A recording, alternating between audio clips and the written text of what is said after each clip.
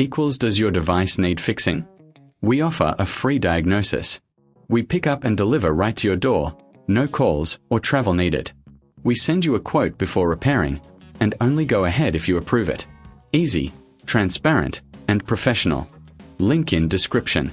To start, gather your tools, a screwdriver and a clean cloth. First, unplug your Dyson V11. This ensures safety while you work. Next, inspect the trigger area for any visible damage. A thorough visual check can save you time later. Now, locate the screws holding the trigger in place. Carefully remove them using your screwdriver. Keep these screws safe, you'll need them later. Once the screws are out, gently lift the trigger away from the body of the vacuum. Before installing the new trigger, clean the internal area with a cloth. This helps maintain the performance of your Dyson. Now, align the new trigger and press it into place. Reinsert the screws, ensuring they are tight but not overdone.